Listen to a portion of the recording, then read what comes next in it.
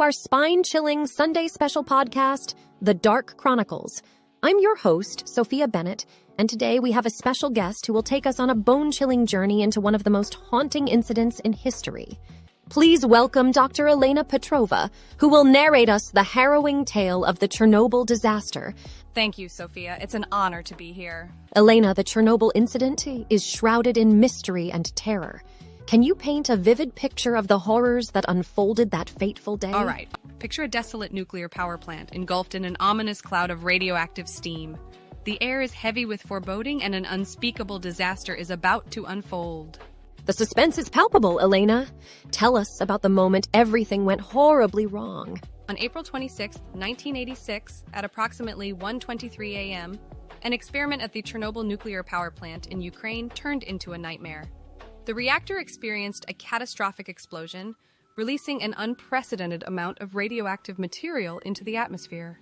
The scale of the disaster was unparalleled, making it the worst nuclear accident in history. It sends shivers down the spine. But what caused this catastrophe to occur? The Chernobyl disaster was a result of a combination of factors.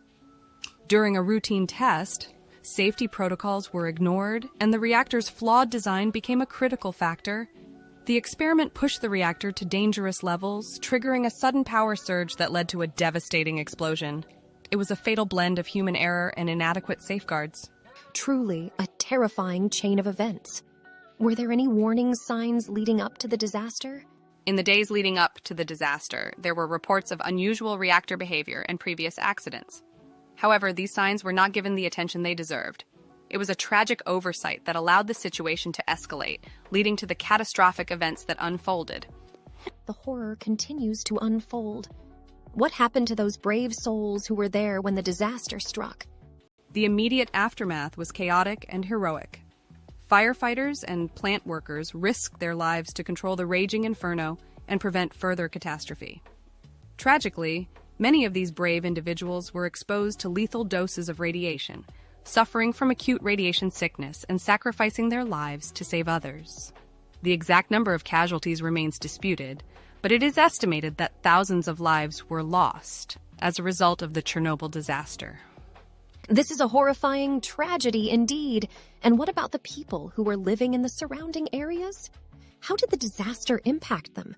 The residents in the nearby towns and villages were unaware of the magnitude of the disaster unfolding before their eyes. They continued with their daily lives, oblivious to the invisible danger lurking in the air, water, and soil. The radiation contaminated their homes, their crops, and even their bodies. The long-term health effects and the psychological trauma endured by the affected communities are immeasurable. And why don't people live there now? What happened to the affected areas? The Chernobyl disaster rendered large areas uninhabitable due to the high levels of radiation.